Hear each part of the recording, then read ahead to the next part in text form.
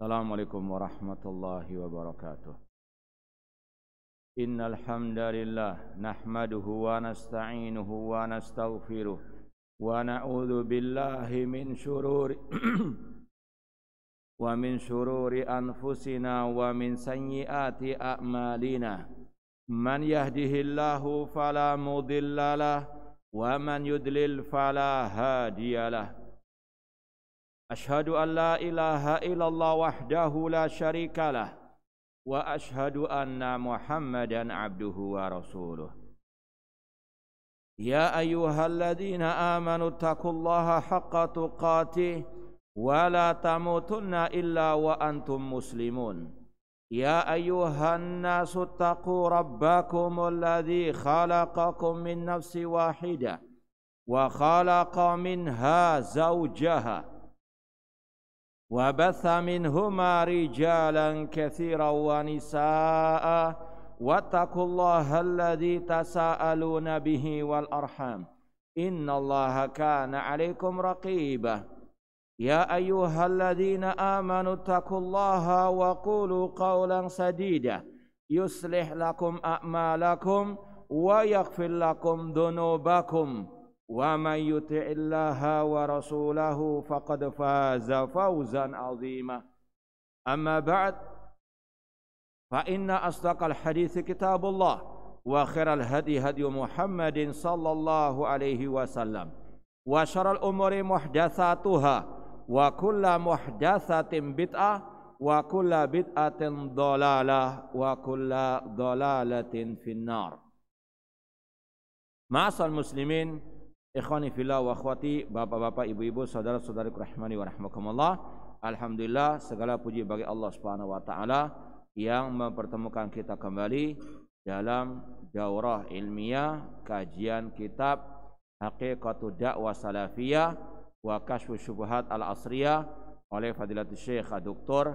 Abdul Aziz Ar-Rayis hafidhallahu taala. Semoga Allah Subhanahu wa taala senantiasa memberikan kepada kita keistiqomahan dalam belajar manhaj salaf dan berpegang teguh dengannya sampai akhir hayat kita nanti. Sekarang kita sampai halaman 42.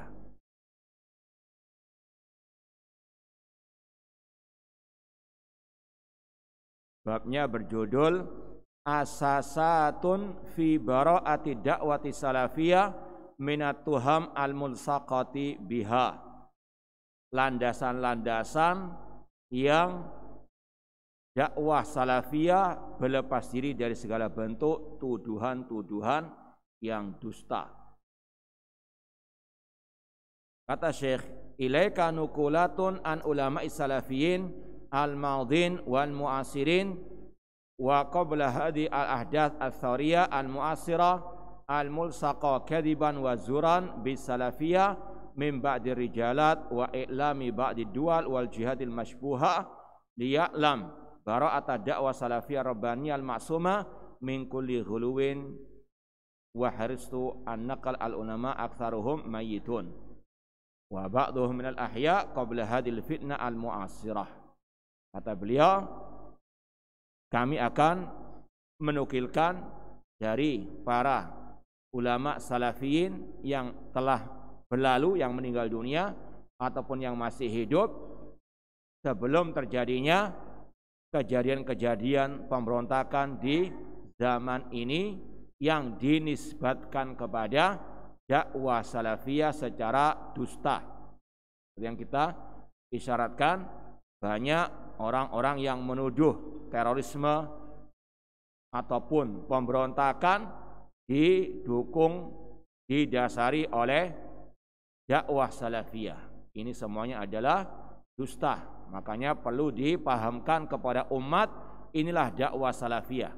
Apa saja landasan dakwah salafiyah itu? Kita langsung baca al-asasul awal. Pondasi dakwah salafiyah yang pertama, at-tauhid.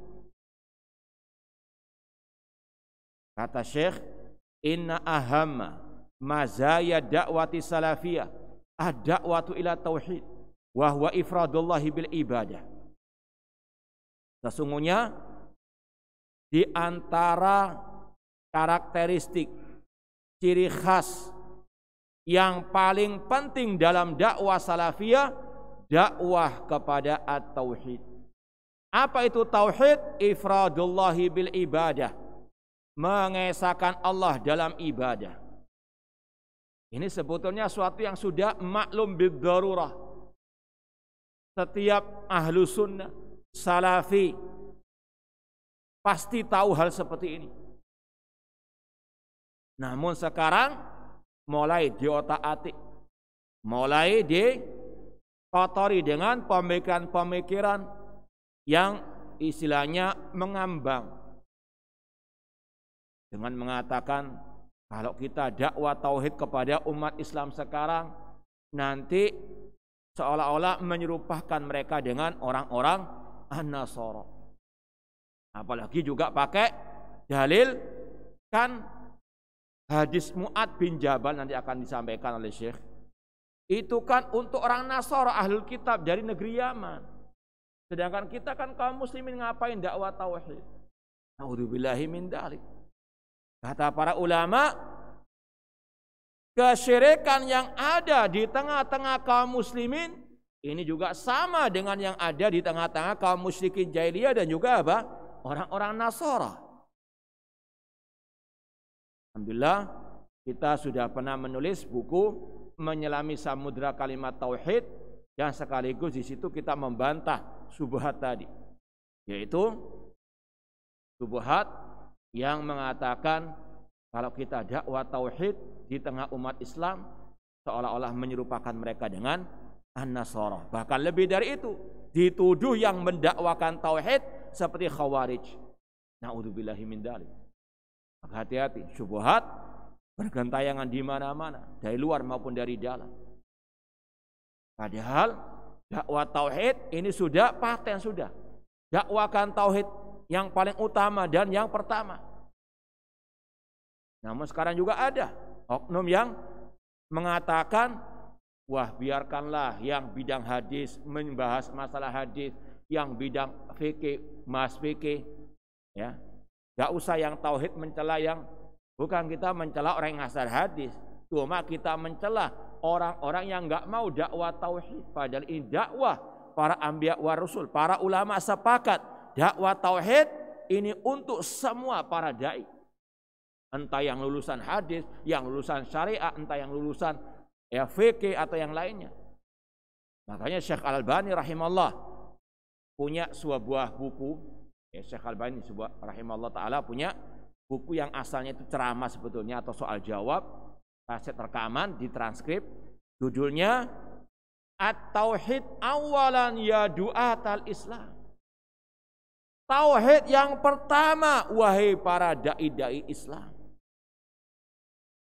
Ini sekali lagi sudah disepakati oleh para ulama, dakwah tauhid yang pertama dan yang utama. Sekarang mulai ada yang menggembosi. Kalau dari luar sih sudah dari dulu. Yang dari dalam ini yang muncul barusan-barusan ini. Padahal sudah termaktub dalam kitab-kitab manhaj Ahlussunnah wal Jamaah. Kalau yang menggembosi dakwah tauhid tidak dikatakan menyimpang dari manhaj. Na'udzubillahi min dzalik. Yang mentahdzir malah apa? Dikatakan menyimpang. Ini sekali lagi hal yang perlu diluruskan.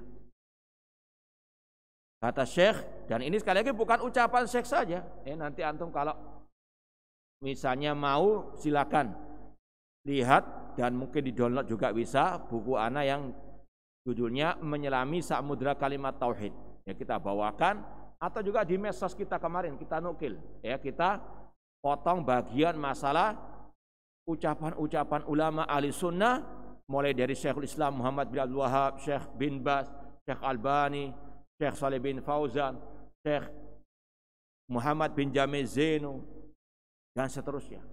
Kita bawakan ucapan-ucapan para ulama tersebut yang memang mereka semuanya intinya menyeru kita agar memprioritaskan dakwah kepada tauhid. Ini sesuatu sekali lagi yang sudah terang benerang.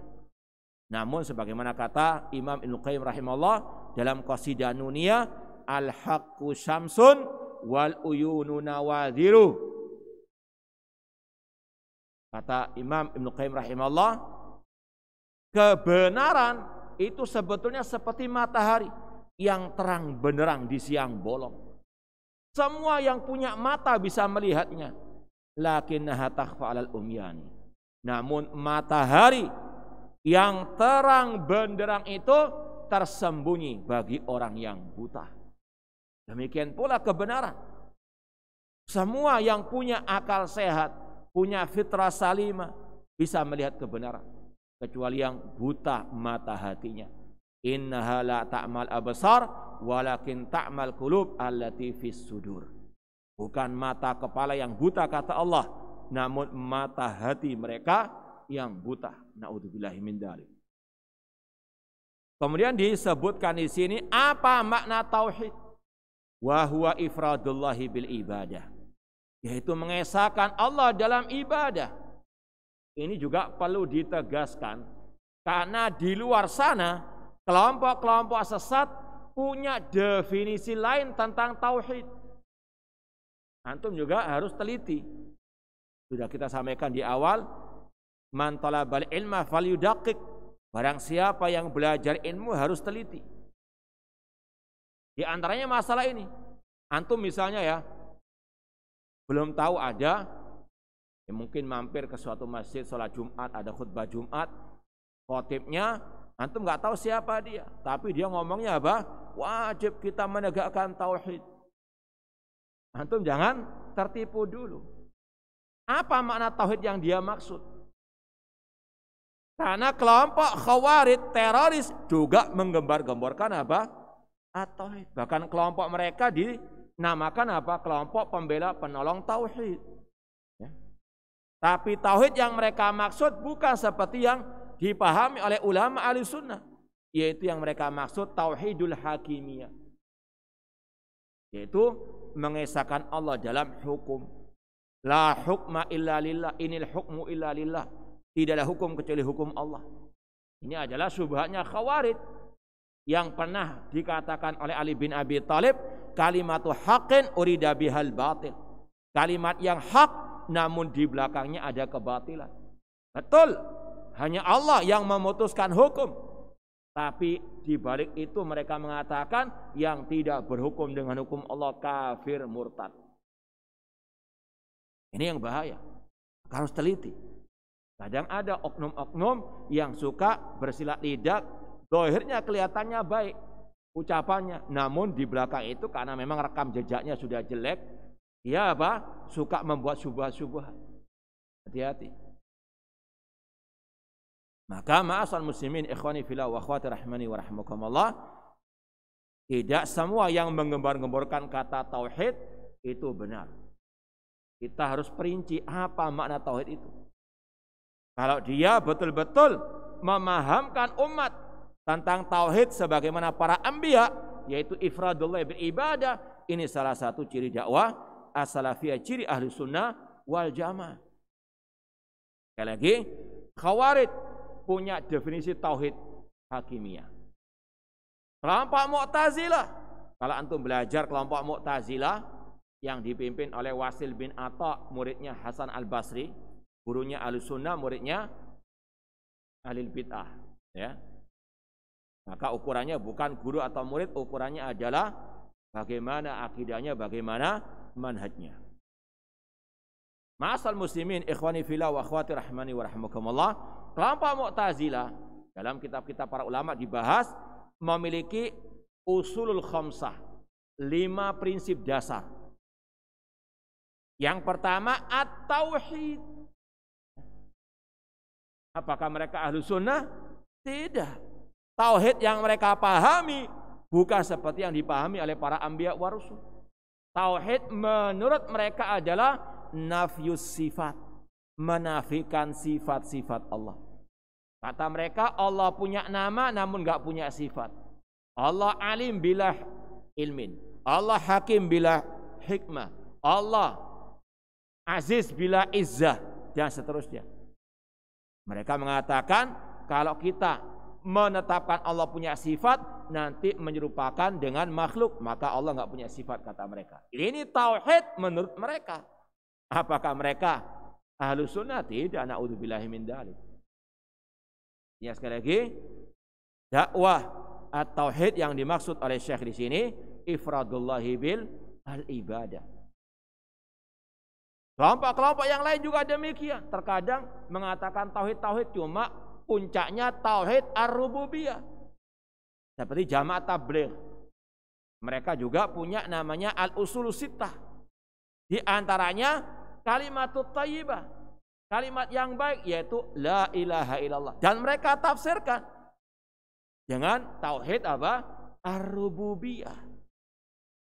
Maka sekali lagi harus betul-betul dipahamkan. Yang dimaksud di sini memprioritaskan, mengutamakan dakwah tauhid, tauhid al-ibadah, tauhid al-uluhiyah.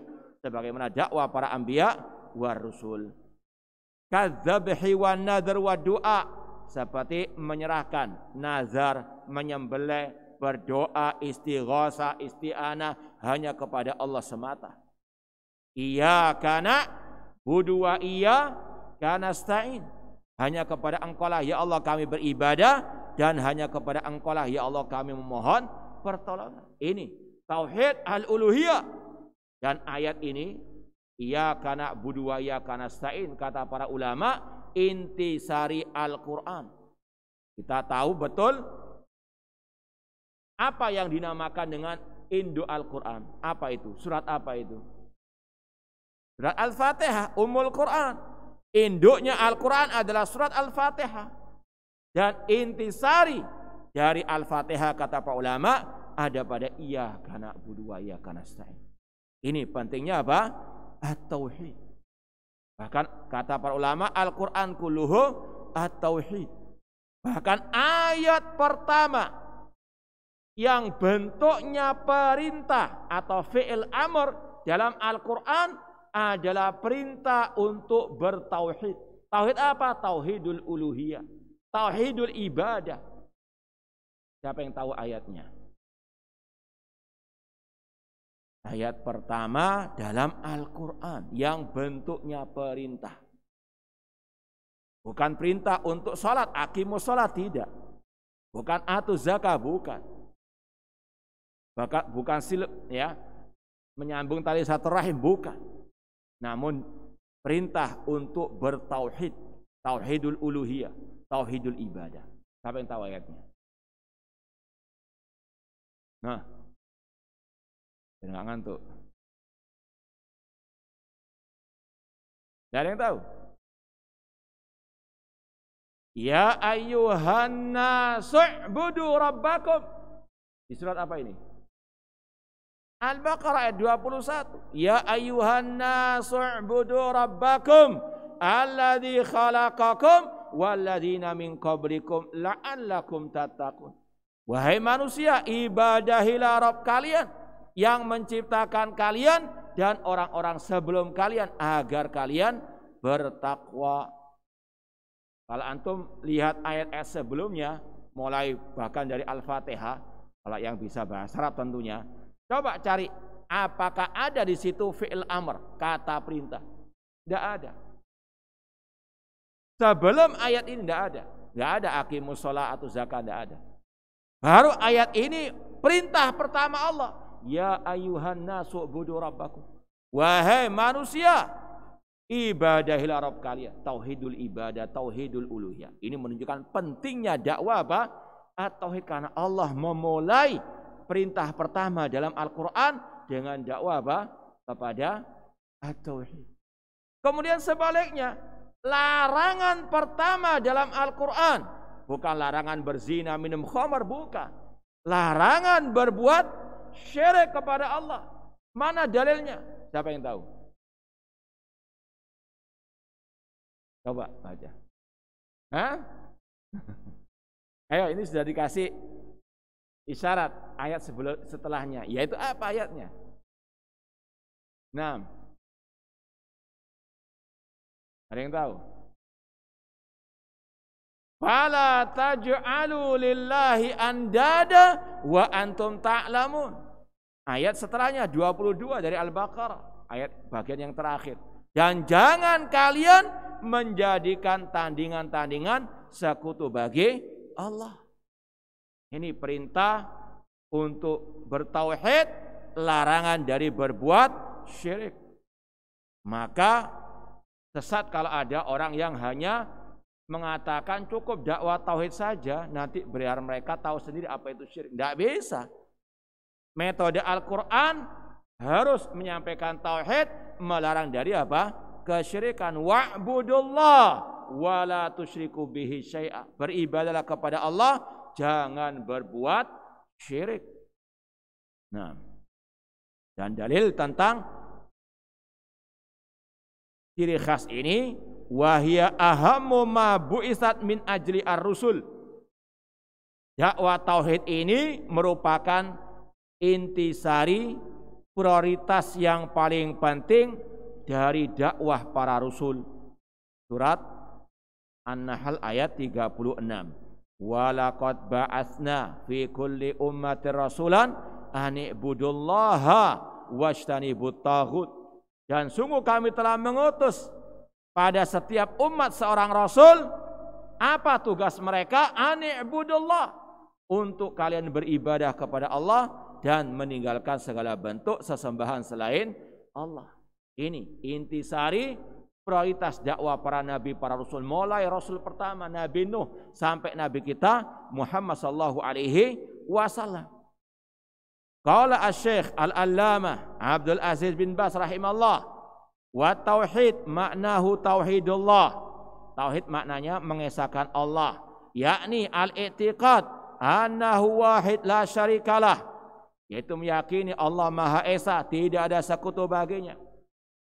Kemudian disampaikan ayat-ayat tentang masalah at-tauhid, wa ma khalaqtul jinna wal insa illa liya'budun. Tidaklah aku ciptakan jin dan manusia kecuali untuk beribadah kepadaku. Wa ma arsalna min qablika mir rasulin illa nuhi ilai annahu la ilaha illa ana fa'budun. Tidaklah kami mengutus sebelum engkau Nabi Muhammad seorang rasul kecuali kami wahyukan kepadanya tidak ada yang berhak disembah dengan hak kecuali Allah, atau tidak ada sembahan yang hak kecuali aku, maka sembahlah aku.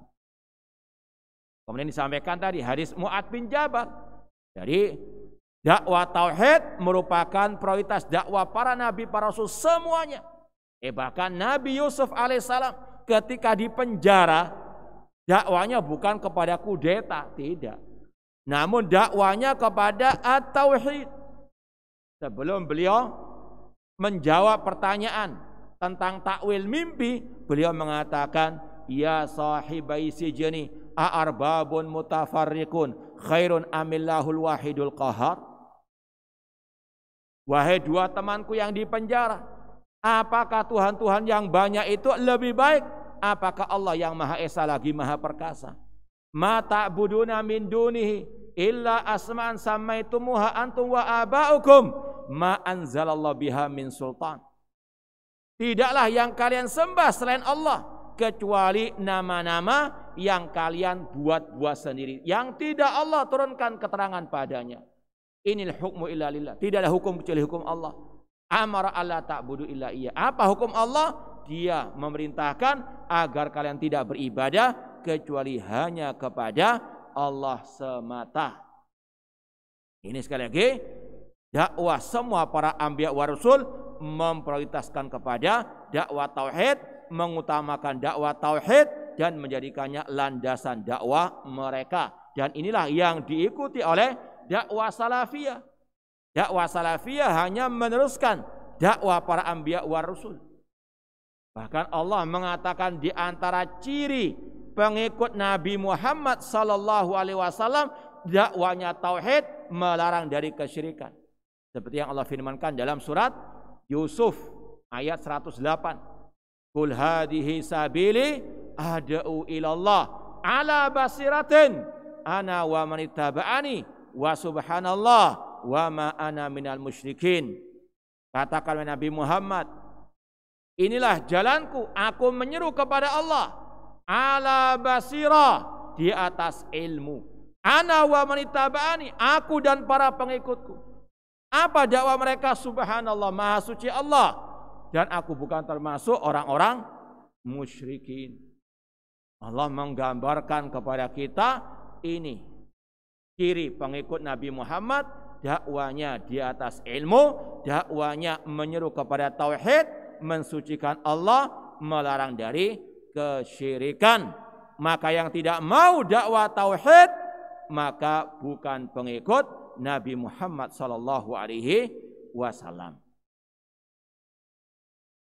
Ma'asal muslimin ikhwani fillah wa akhwati rahimani wa rahimakumullah, bahkan Rasul mengajarkan kepada Mu'adz bin Jabal tadi ketika beliau mengutus ke negeri Yaman, diwasiati, ya Mu'adz, innaka ta'ti ahla kitab falyakun awwala ma tadum ila syahadatu alla ilaha illallah.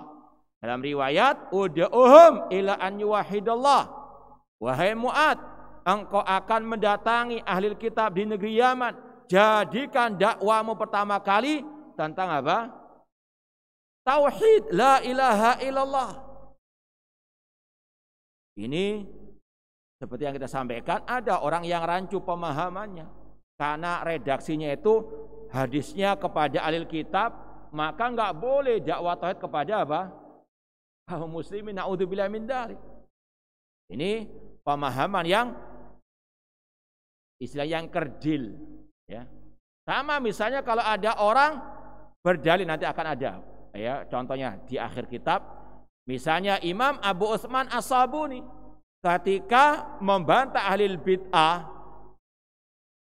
karena ahli bid'ah itu suka menggelari Ahlussunnah dengan gelar-gelar yang jelek, beliau membawakan mereka ini mirip dengan orang musyrikin yang suka menggelari apa? Rasul dengan gelar-gelar yang jelek. Bukan berarti Imam Abu Utsman As-Sabuni itu apa? Istilahnya mengvonis ahli bid'ah musyrikin. Paham tuh?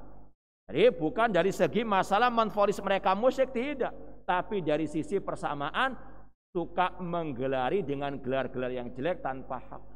Rasul dikatakan penyair yang gila. Jadi sekali lagi, terkadang ulama memakai ayat, memakai hadis yang itu asalnya berkaitan dengan orang-orang kafir musyrikin, tapi dipakai untuk orang-orang yang menyimpang dari kaum muslimin. Bukan maknanya mereka mengkafirkan kaum muslimin, bukan, tapi segi pendalilannya dari kemiripan antara perbuatan orang musyrikin kafirin tadi dengan sebagian apa? Orang-orang muslimin yang menyimpang. Dan ini banyak sekali, ya. Maka salah kalau misalnya ada orang yang mentahdir kebid'ahan dan yang berbuat bid'ah kemudian memakai ucapan para ulama tentang ahli bid'ah. Ini sekali lagi sesuatu yang biasa, yang lumrah. Bukan masalah mentabdiknya, namun masalah apa? Mentahdir dari kebid'ahan dan penyimpangannya. Ya, sekali lagi harus betul-betul paham masalah seperti ini biar tidak, ya, sesat menyesatkan. Kemudian kata Syekh Abdul Aziz Ar-Rais, ini kita pindah ke Al-Asas Ats-Tsani, masih sambungan dengan tadi, At-Tahdzir minal bid'ah. Ini sudah kita pernah lewati, ya. Di antara landasan usulus sunnah, usul dakwah salafiyah, mentahdzir dari kebid'ahan.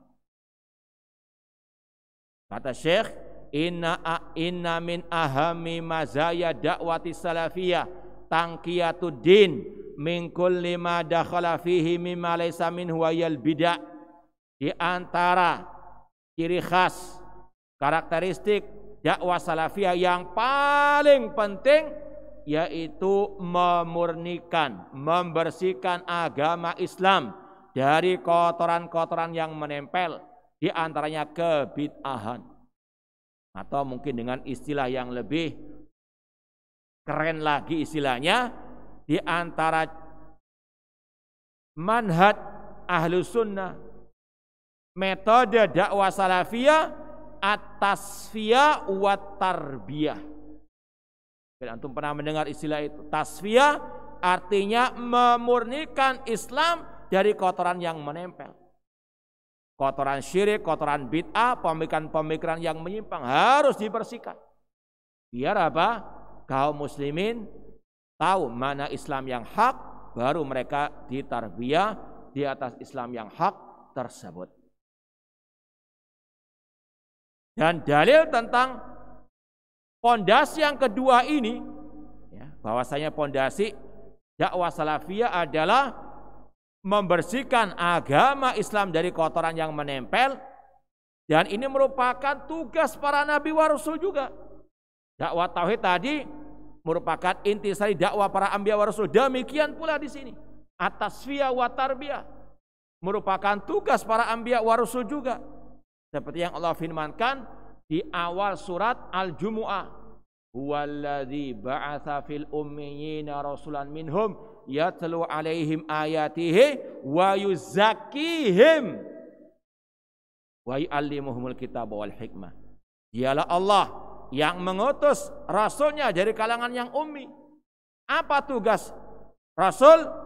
Membacakan kepada mereka ayat-ayatnya dan yuzakkihim, mentazkiyah mereka, mensucikan mereka. Ini namanya tasfiyah, memurnikan mereka dari kesyirikan, kebid'ahan, kesesatan, pemikiran-pemikiran yang menyimpang. Dan ini yang juga ditulis oleh Syekh Abdul Malik Ramadhani dalam kitab beliau Situd Durar min Usuli Ahli Athar, 6 prinsip dakwah salafiyah Ahlussunnah wal Jamaah firqah najiyah, at-tasfiyah wa tarbiyah. Gak bisa hanya sekadar apa? Ngajar yang benar-benar saya, tidak. Harus apa? Dengan tasfiyah, memurnikan Islam dari kotoran yang menempel dalam segala bidang agama ini. Makanya Syekh Ali bin Hasan Al-Halabi Al-Athari punya buku judulnya sama dengan tadi, At-Tasfiyah wa Tarbiyah.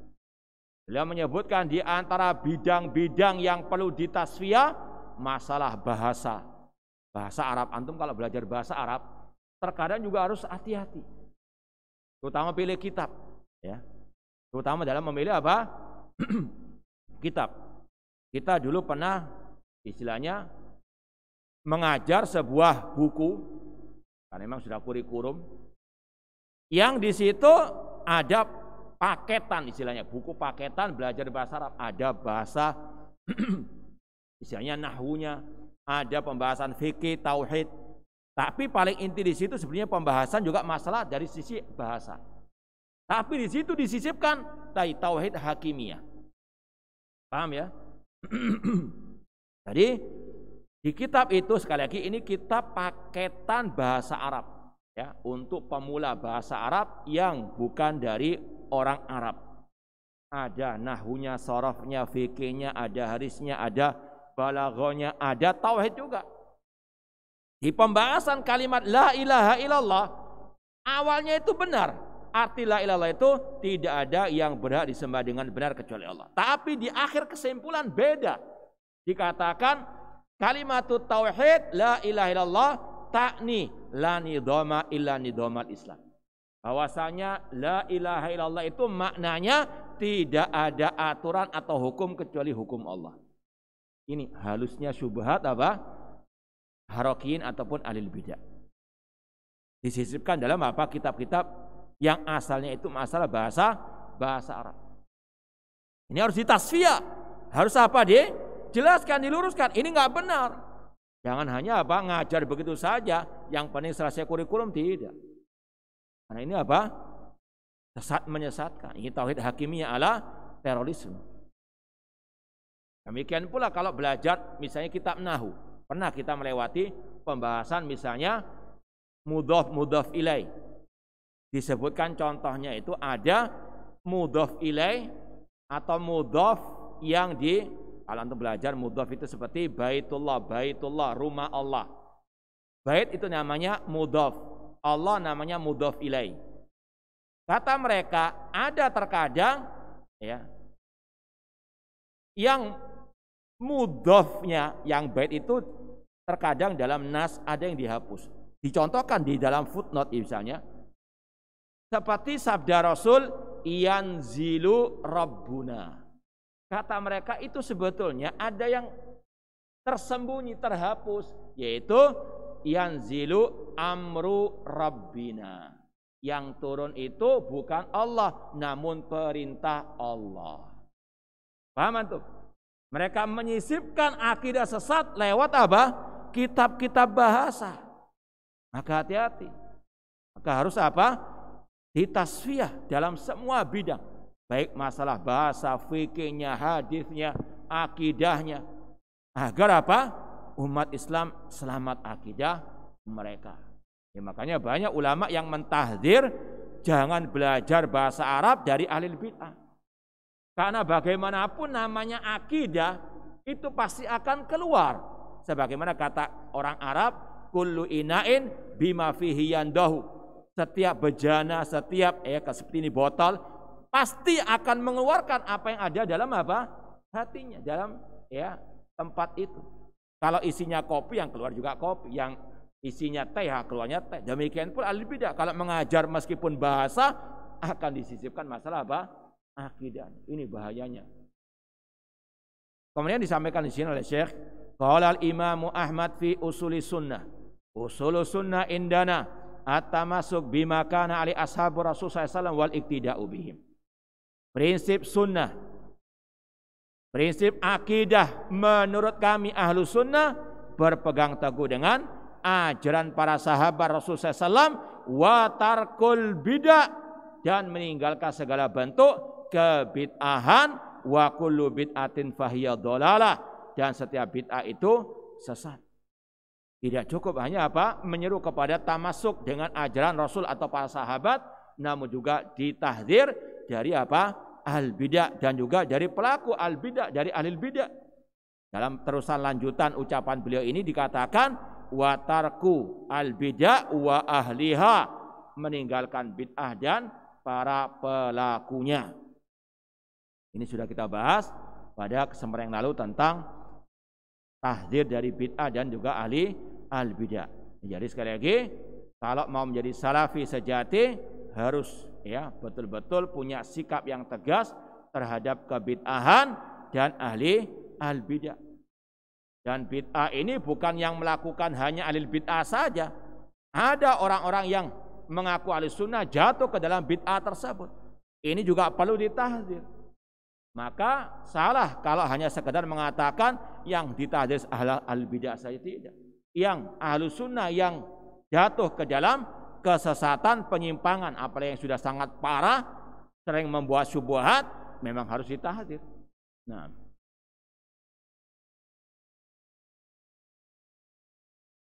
kemudian Imam Abu Bakar Ismaili dalam kitabnya Aqidah A'immatil Hadis, beliau mengatakan wa yarawna mujanabatal bidah. Ya, hampir-hampir dalam kitab-kitab akidah salaf ada pembahasan wajibnya meninggalkan al-bid'ah.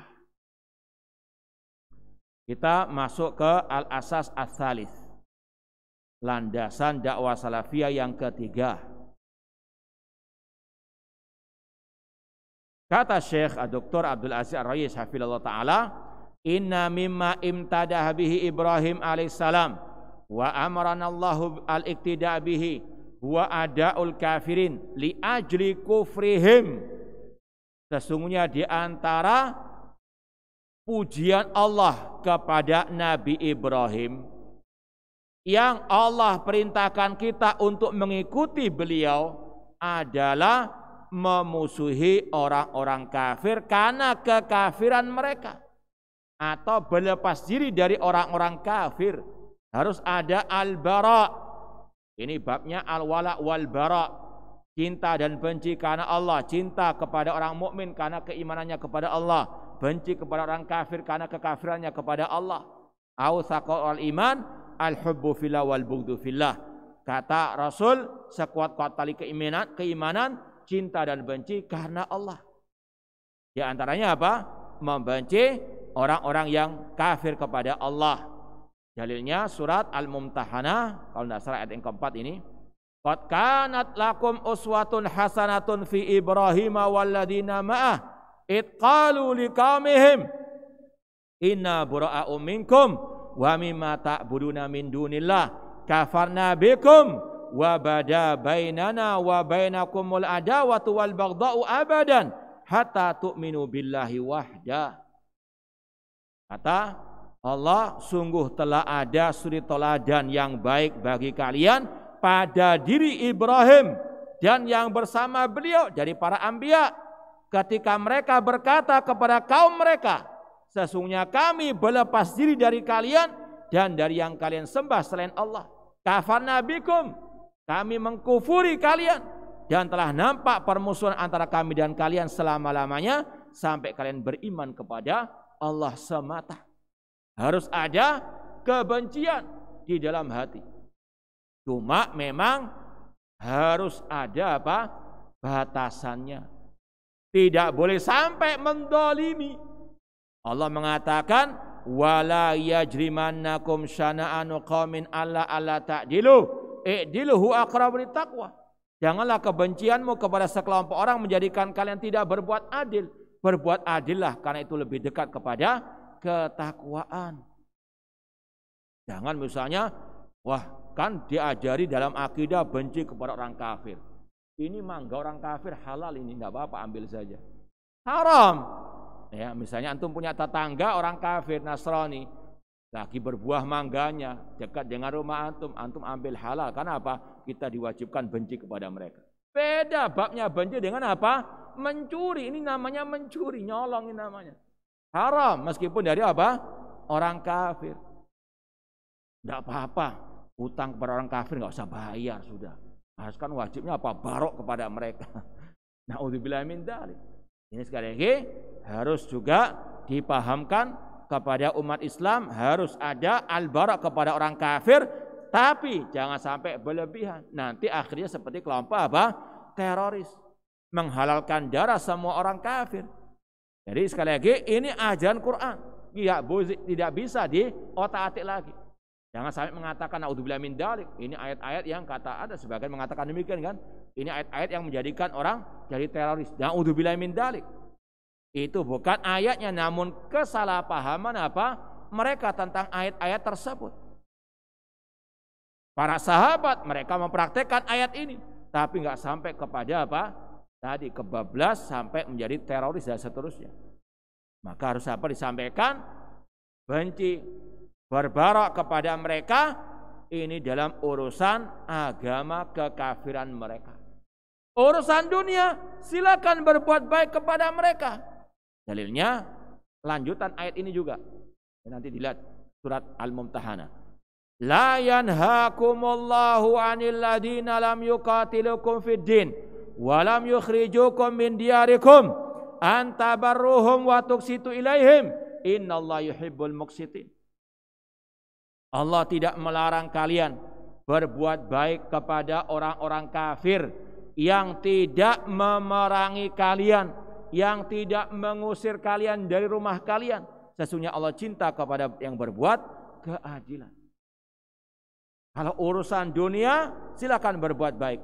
Seperti tadi, antum punya tetangga orang kafir, harus berbuat baik kepada mereka. Makanya para ulama mengatakan tetangga itu ada 3 golongan. Tetangga yang punya 3 hak, yaitu tetangga yang muslim, yang kerabat kita. Dia punya 3 hak. Hak sebagai muslim, hak sebagai tetangga, hak sebagai kerabat. Ada tetangga yang memiliki 2 hak saja. Tetangga yang muslim namun bukan kerabat kita. Dia punya hak sebagai tetangga, sebagai seorang muslim dihormati. Ada lagi tetangga yang punya 1 hak, yaitu tetangga yang kafir. Dia punya 1 hak, yaitu sebagai tetangga. Rasul bersabda, "Man kana yu'minu billahi wal yaumil akhir falyukrim jarahu." Barang siapa beriman kepada Allah dan hari akhir, hendaklah dia apa? Menghormati tetangganya meskipun kafir. Seperti tadi, dia punya mangga, jangan diambil tanpa hak. Ya, ini sekali lagi harus dipahamkan kepada kaum muslimin. Makanya sudah kita sampaikan tadi atau kemarin, orang kafir ada 4 yang berhak diperangi, dibunuh hanya 1. Yang apa tak kemarin itu? Yang kafir harbi. Ya, yang lainnya haram ditumpahkan darahnya. Ini beda dengan ajaran teroris. Dulu ada salah satu gembong teroris yang sudah dihukum mati, menulis sebuah tulisan yang mengatakan, jadikan hidup kalian sebagai pembegal, pembunuh semua orang kafir, tumpahkan semua darah mereka. A'udzubillahi min dzalik. Bukan sekedar kekafirannya mereka perangi begitu saja. Makanya Rasul apa? hanya membolehkan satu saja dari 4 golongan orang kafir yang dibunuh tadi. Kalau seandainya membunuh orang kafir hanya karena kafirannya, semuanya berat dibunuh. Namun tidak, yang berat dibunuh hanyalah apa? Yang kafir harbi yang turun di medan pertempuran. Nah, jadi intinya tetap harus ada al-bara kepada orang kafir, namun tidak boleh sampai berlebihan sehingga menjadikan pelakunya seperti kelompok teroris. Ini kita bacakan ucapan Syekh Abdul Aziz bin Baz rahimahullah, halaman 47, ketemu? Halaman 47 yang di atas itu.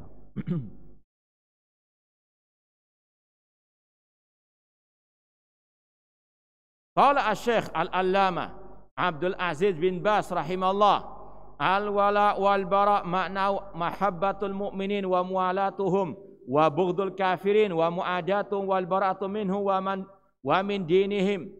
Al-wala wal bara itu artinya cinta kepada orang beriman, berloyalitas kepada mereka, dan membenci orang kafir, memusuhi mereka, berlepas diri dari mereka dan dari agama mereka. Hada huwal wala wal bara, inilah wala wal bara. Kemudian Syekh membawakan ayat yang sudah kita baca tadi. Kemudian beliau mengatakan walaisa makna bughdihim wa adawatihim an tadlimahum au tata'adda alaihim. Namun makna benci, memusuhi bukan mendolimi mereka, bukan melampaui batasan atas mereka. Idza lam yakunu muharibin, selama mereka bukan kafir harbi, ya. Wa inna ma makna antu bighidau fi qalbik wa tu'adim bi qalbik. Namun makna membenci, memusuhi mereka dengan hati. Wala yakun ashaban laka, tidak menjadikan mereka sebagai sahabat dekat. Lakin la tudhim, membenci namun jangan sampai menyakiti mereka, jangan sampai mengganggu mereka. Lagi ini pertengahan ahlu sunnah di antara kelompok sesat. Kelompok sesat dalam masalah ini ada khawarij tadi, berlebihan, membenci, memusuhi namun berlebihan sampai menumpahkan darah orang kafir tanpa hak. Lawannya kelompok liberal atau yang semisal dengan mereka, orang Yahudi Nasara adalah saudara-saudara kita seiman. Ya, mereka juga pengikut agama samawi. Ini kelompok liberal yang sesat, bahkan kufur ucapannya. Makanya di antara pembatal keislaman, kata Syekhul Islam Muhammad bin Abdullah rahimahullah, malam yukafir al-musyrikin au syakka fi kufrihim au sahaha madzhabahum fahuwa kafirun. Barang siapa yang tidak mengkafirkan orang-orang musyrikin, artinya yang di luar Islam, atau meragukan tentang kekafiran mereka, atau membenarkan ajaran mereka, maka dia kafir. Ini berat kalau orang itu apa? Mengikuti ajaran liberal seperti tadi. Bisa apa? Murtad dari al-Islam. Ini kelompok ekstrem kanan, khawarij, kelompok ekstrem kiri, orang liberal. Ahlus sunnah pertengahan, dakwah salafiyah pertengahan. Tidak berlebihan dalam membenci, namun juga tidak apa? Ya, Islam melempem terhadap orang kafir sampai menganggap mereka seperti saudara seiman. Naudzubillahi min dzalik. Ahlus sunnah mengatakan wajib barok kepada orang kafir, namun tidak boleh berlebihan kebablas sebagaimana khawarij. Ini yang disampaikan oleh Syekh Abdul Aziz bin Baz rahimahullahu ta'ala.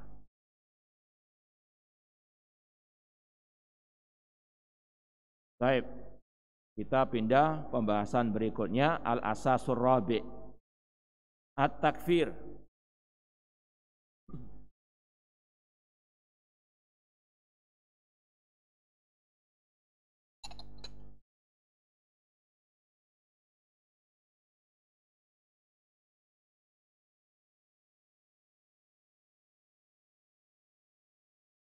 Syekh Abdul Aziz Ar-Rais hafizahullah berkata, ad-da'watu salafiyah, dakwatu i'tidalin fit takfir bima yuriduhullah bila ifratin wala tafrid. Dakwah salafiyah, dakwah pertengahan dalam masalah takfir dan dalam segala bidang, segala bab. Fit takfir, fit tabdi', fit tahdzir, ya. Dalam masalah takfir tidak serampangan sebagaimana Khawarij dan tidak seperti kelompok Murji'ah atau liberal yang enggak mau mengkafirkan meskipun jelas-jelas kafir. Pertengahan, mengkafirkan sesuai dengan kaidah-kaidah ulama ahli sunnah wal jamaah. Tapi ada orang yang ya mencela-menceli. Kalau masalah tahdzir, wah jangan sok tahdzir, ini tahdzir serampangan. Tapi kalau ada takfir, ikut dia. Ada si fulan mengatakan misalnya, ya meskipun mungkin kita nggak tahu dia ada takwil dan seterusnya, divonis fulan ini kafir karena menghalalkan zina. Kalau masalah takfir langsung sikat habis, ya tanpa apa memikirkan kaidah-kaidah ahli sunnah. Kalau masalah tahdzir malah yang mentahdzir cemooh dan seterusnya. Ini keliru. Ini adalah penyimpangan dalam apa? Manhaj. Masalah takfir perorangan ini enggak sembarangan seperti yang kita sampaikan dari perkataan Syekh Shalih Al-Fauzan. Aneh jadi dalam masalah ya, yang dibawa takfir, wah kayak betul-betul warok sok suci. Tapi dalam masalah takfir sikat langsung kafir orang itu. Na'udzubillahi min dzalik. Dakwah salafiyah, dakwah pertengahan dalam masalah takfir. Mereka tidak mengkafirkan kecuali sesuai dengan kehendak dan apa yang diinginkan oleh Allah, tanpa ekstrem kanan, tanpa ekstrem kiri, tanpa berlebihan, tanpa meremehkan. Faman lam yukafir al-kafir al-asli kal yahud wan nasara fahuwa kafir. Ini yang sudah kita sampaikan tadi, barang siapa yang enggak mengkafirkan orang kafir yang asli, yaitu orang Yahudi, orang Nasara, maka dia kafir. Kenapa? Karena dia mendustakan Al-Quran yang mengkafirkan mereka. Innalladzina kafaru min ahlil kitabi wal musyrikina fi nari jahannam khalidina fiha ulaika hum syarrul bariyah. Sesungguhnya orang-orang kafir dari siapa? Ahlil kitab. Siapa ahlil kitab? Yahudi wan Nasara. Allah menamakan mereka orang kafir. Kalau ada yang mengatakan mereka bukan kafir, dia yang kafir. Karena apa? Mendustakan Al-Quran, mendustakan Allah Subhanahu wa Ta'ala. Allah juga mengatakan seperti yang dibaca oleh imam kita kemarin salat Isya kalau enggak salah, laqad kafaral ladina qalu innallaha huwal masihu ibnu Maryam. Sungguh kafir, laqad, sungguh-sungguh kafir orang-orang yang mengatakan ya Allah adalah Al-Masih ibnu Maryam. Allah yang menvonis, kok mereka mengatakan tidak kafir. Ini sekali lagi ajaran yang kufur, tidak mengkafirkan orang yang telah dikafirkan oleh Allah dan Rasulnya. Wat takfir haqqun lillah fala yakfur illa man kafarahullah. Masalah kafir mengkafirkan adalah hak Allah, maka tidaklah orang itu kafir kecuali yang dikafirkan oleh Allah. Jadi ada kaidahnya, nggak sekedar kafir aja. Kafir yang dikafirkan oleh Allah. Ini seperti yang akan disampaikan dari ucapan Al-Imam Ibnu Qayyim rahimahullah ta'ala. Namun kita baca dulu ucapan Syekhul Islam Ibnu Taimiyah rahimahullah. Falihada kana ahlul ilmi wa sunnah la yukafiruna man khalafahum wa in kana dzalikal mukhalif yukafiruhum. Oleh karena itulah ahlul ilmi, ahlus sunnah, ulama sunnah, mereka tidak mengkafirkan orang-orang yang menyelisih mereka, meskipun yang menyelisih mereka mengkafirkan ulama sunnah tersebut. Kebiasaan ahli bidah mengkafirkan ulama-ulama ahli sunnah. Namun ulama ahli sunnah tidak, gegabah mengkafirkan yang mengkafirkan mereka. Ini sikap pertengahan ahli sunnah wal jamaah, semuanya dengan ilmu, dengan kaidah-kaidah yang sudah baku.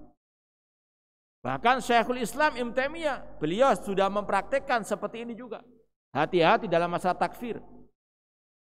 Ketika beliau berdebat dengan tokoh-tokoh atau ulamanya kelompok Jahmiyah, yang mereka mengingkari Allah di atas langit.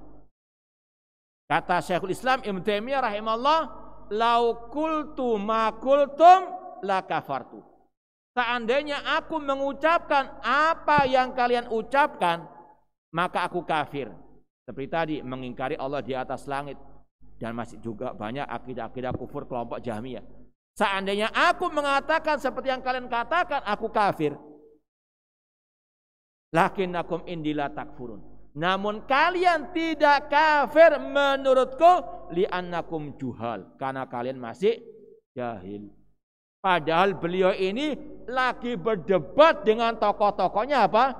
Jahmiyah, bukan orang awam, tokohnya. Namun masih dikatakan mereka apa? Jahil, enggak kesusu, enggak tergesa-gesa, dikafirkan oleh Syekhul Islam Ibnu Taimiyah rahimahullah. Makanya sudah kita sampaikan tadi, yang berhak mengkafirkan para ulama dan juga hakim-hakim di pengadilan syariat, bukan ya dai sembarang orang penuntut ilmu, apalagi yang separuh ilmunya. Naudzubillahi min dzalik.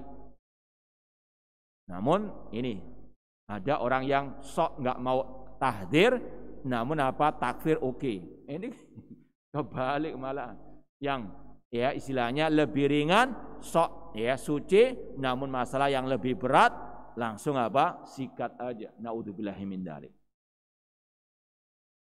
Kata Syekh, li'anal kufra hukmun syar'iyyun, karena masalah kafir mengkafirkan hukum syariat. Ya sekedar kita ya gambaran kaidah mengkafirkan, ya kaidah mengkafirkan. Yang pertama, ini kaidah-kaidah, ini secara ringkas saja, kaidah-kaidah mengkafirkan. Perhatikan dulu entah itu ucapan, perbuatan atau keyakinan. Ya, karena iman itu sebagaimana yang sudah antum pahami terdiri dari ucapan, keyakinan dan amal perbuatan. Kekafiran juga demikian. Kekafiran itu bisa dari ucapan, bisa dari keyakinan, bisa dari apa? Perbuatan. Contoh, perbuatan yang kufur, sujud kepada kuburan keramat, minta kepada wali yang telah mati. Ya, ucapan kufur misalnya seperti yang kita sampaikan, ada oknum yang mengatakan berdalil dengan nasikh mansuh dalam Al-Quran tentang mencela-mencelinya. Ini kufur kata para ulama. Kemudian yang ketiga, kufur bisa dari keyakinan, meyakini Allah di mana-mana, meyakini misalnya Al-Quran makhluk. Ini sekali lagi adalah apa? Bentuk-bentuk kekafiran baik dari hati, lisan ataupun anggota badan. Kita perhatikan dulu dalam masalah mengkafirkan itu, ini pengkafiran person ya. Apakah ucapannya atau keyakinannya atau perbuatannya itu kufur besar atau tidak? Kalau misalnya zina misalnya, itu kufur atau tidak? Hah? Orang berzina, itu perbuatan kufur atau tidak? Jawab. Yang serentak. Nah, ini masih ragu-ragu. Hah?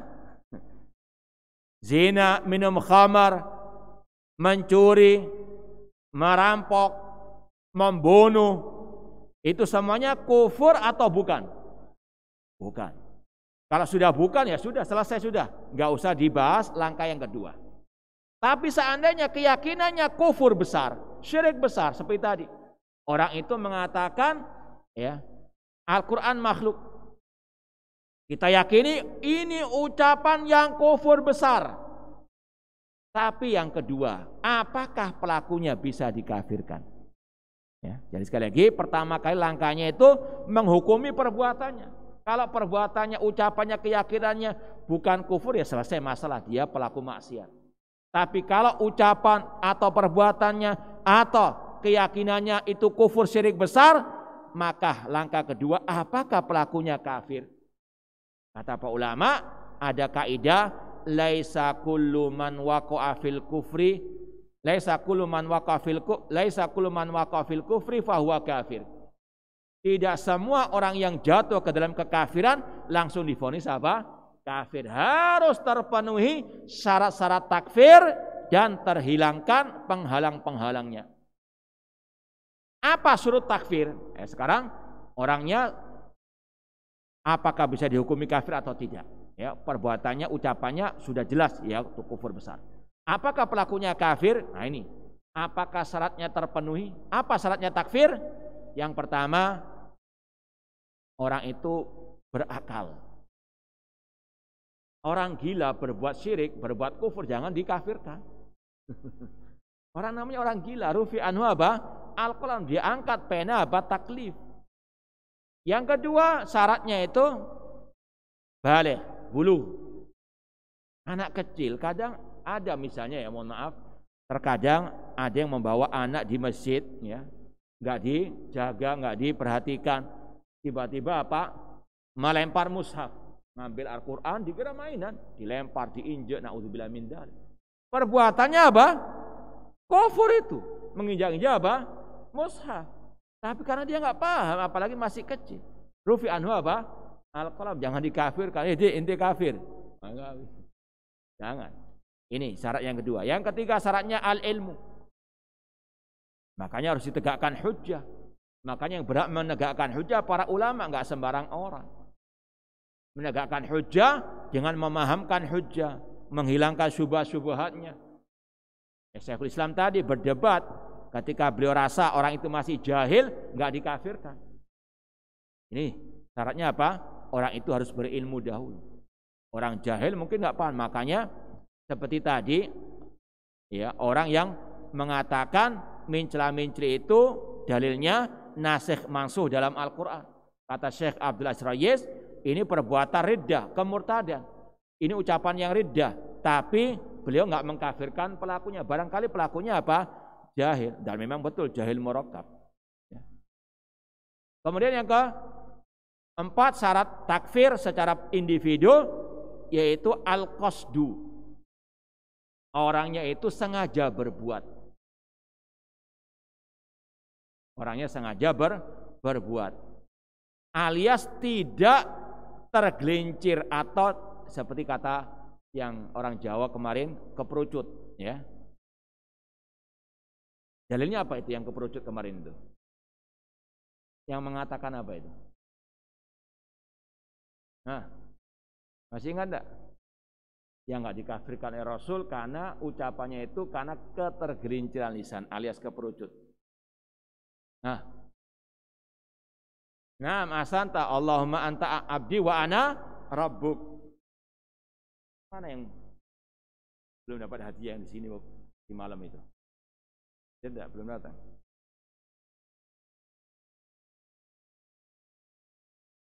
Intinya orang itu ketika enggak sengaja mengucapkan ucapan kufur, enggak dikafirkan. Rasul hanya mengatakan akhta'a li syiddatil farah. Orang ini tergelincir. Karena apa? Sangat gembiranya, enggak sadar dia mengucapkan itu. Ini namanya apa? Orangnya enggak kafir meskipun ucapannya kufur besar karena dia tidak sengaja. Makanya lawannya apa? Sengaja mengucapkan, sengaja berbuat, maka bisa apa? Kafir. Yang kelima, al-ikhtiyar. Dia berbuat, berucap yang kufur karena ada pilihan. Bukan keterpaksaan. Bukan keterpaksaan. Makanya Allah berfirman, "Man kafara billahi min ba'di imanihi illa man ukriha wa qalbuhu mutmainnun bil iman."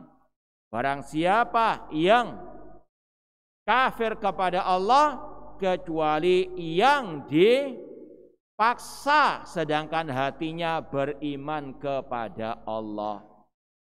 Illa man ukriha wa qalbuhu mutmainnun bil iman.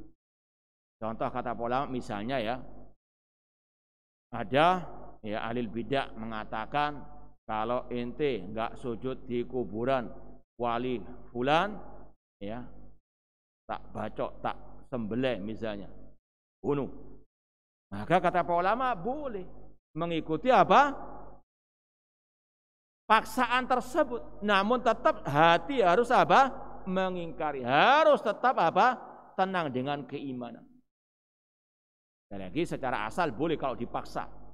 Jadi ya celurit ataupun pisau ataupun pedang sudah di leher misalnya, diancam seperti itu, maka sudah ya keterpaksaan. Rasul mengatakan di antara yang diangkat pena adalah yang ya Allah, innallaha tajawaza an ummati, di antaranya ammastukrihu, yang dipaksa Allah apa? Tidak akan memberikan dosa kepadanya.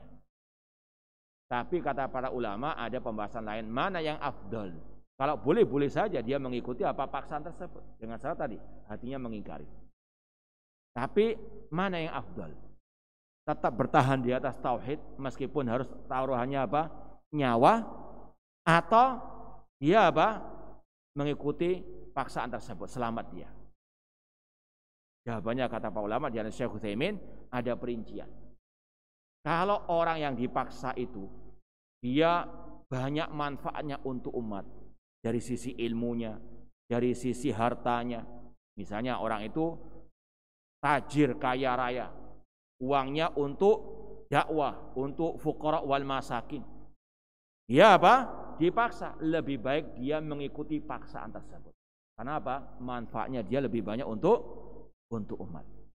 Tapi kalau orangnya itu, kalau istilah kita pengangguran, gak ada manfaatnya bagi umat, ya hidupnya begitulah sudah. Lebih baik mati sudah. Jangan mempertahankan apa? Akidah insya Allah semoga mati syahid sudah. Ya, ini paham tuh? Itu ada ya perinciannya kalau nggak salah di sebagian bukunya Syekh Muhammad bin Shalih Al-Utsaimin rahimahullah taala. Jadi ada perincian. Coba secara asal boleh-boleh saja mengikuti paksaan tersebut. Ya, makanya beda antara hukum terpaksa dengan tidak dipaksa. Misalnya orang itu mencela-mencela karena nggak ada paksaan. Memang wataknya mencela-mencela. Ini sesat seperti yang kita sampaikan kemarin. Tapi ada orang yang dia ketika mengucapkan suatu ucapan yang hak, cuma karena ahli bid'ah punya kekuatan, dia dipaksa. Ya, maka dia mengikuti paksaan. Ini bukan mencela-mencela yang apa? Terlarang. Ini karena apa? Terpaksa. Beda dengan orang itu nggak ada apa? Paksaan, nggak ada angin, nggak ada hujan, tiba-tiba apa? Beda pendapatnya masalah akidah dari yang kemarin. Nah ini apa? Mencela-mencela yang kata Hudzaifah, ya dolal haqqud dolalah. Nah, baik. Paham Tom? Ya sekedar murojaah. Ada berapa syurutut takfir tadi? Hafalan, jangan dilihat catatannya. Langsung hafalan dana. Sebutkan 5 syarat. Ya, silakan. Ya. Baligh, ya, Ya. Alias ada pilihan. Yang kelima, yang keperucut lawannya tadi itu apa?